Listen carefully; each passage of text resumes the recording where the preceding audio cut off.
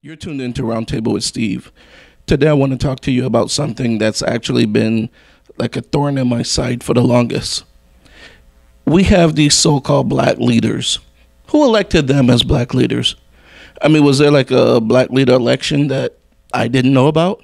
Who else was in the running? I mean, was Al Sharpton the only guy that in the running? Was there anybody else?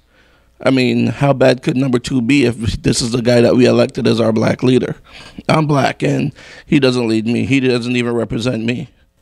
I remember back in the 80s when the Tawana Brawley case came out. That was the first time I ever heard of Al Sharpton. I was young then, like 17, 18, somewhere around that.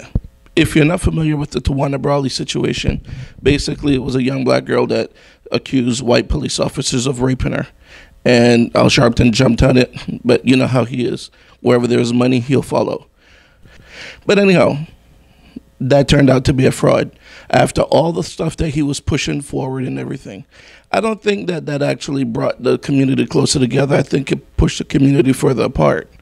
All right, let's skip forward. Then there was a case with the mayor of New Jersey where he was jumping on that bandwagon as well. We already knew Sharp James was corrupt, but Al Sharpton jumped on the bandwagon just the same.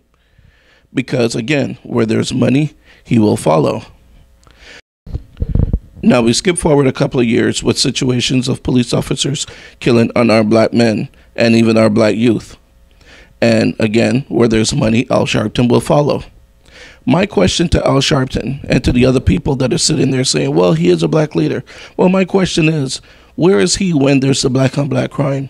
Where is he when our kids are being shot in drive-bys and different things in South Central Los Angeles, in the South Chicago, Liberty City down in the Miami area?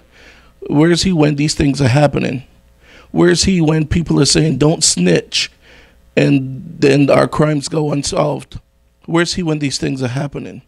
Where's he when the black mothers are crying because their son went to the park and there was a shooting and a stray bullet killed their 5-year-old or their 3-year-old? Where's he at these times?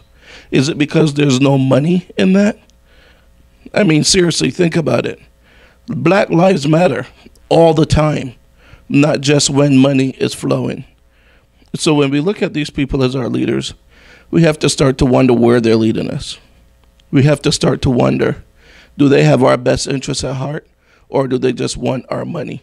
Do they just want us to donate to their cause? I mean, let's think about it. Let's be realistic.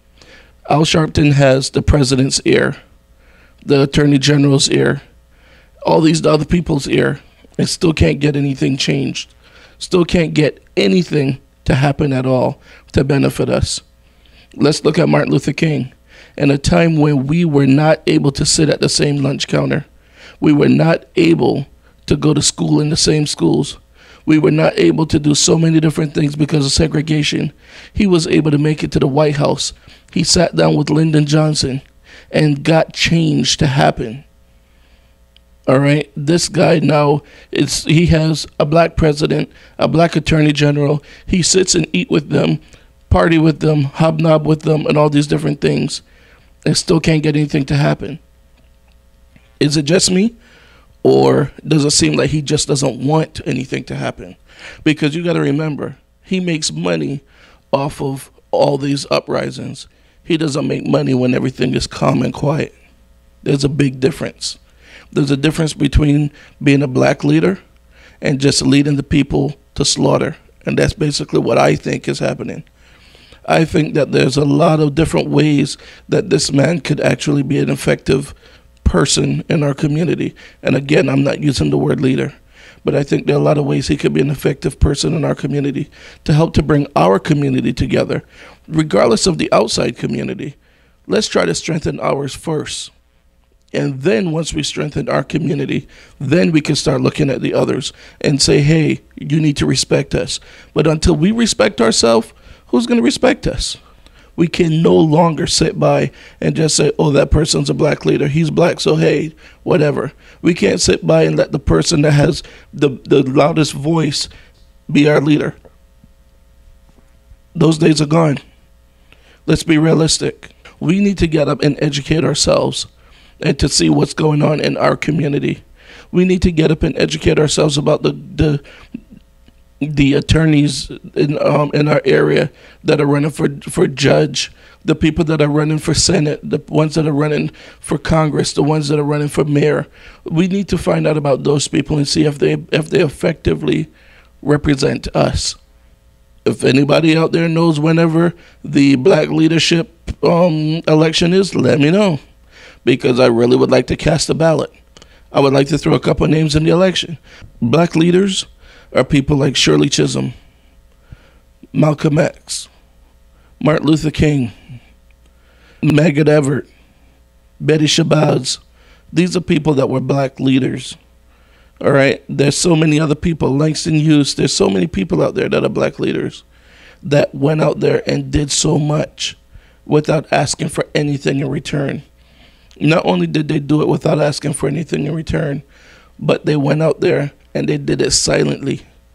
Their names became popular after they did what they were doing, after their cause grew and became popular. Then we heard their names. Some of them we didn't hear their names until after they were gone. But nowadays, a lot of these people that we have that are black leaders just want to jump in front of the microphone, want to jump in front of the camera, and try to collect as much money as possible. That's not the way it works. All right? Well, stay tuned. I'm going to have a lot of other things that I want to talk about. I have opinions on so many different other topics. So stay tuned to Roundtable with Steve. And if you have any topics you want me to discuss, you have a comment about anything that I said, whether you agree with me or disagree with me, just go ahead and drop me a line. Steve@roundtablewithsteve.com. Or you could just send it to our Facebook page. This is Steve, and I'm signing out.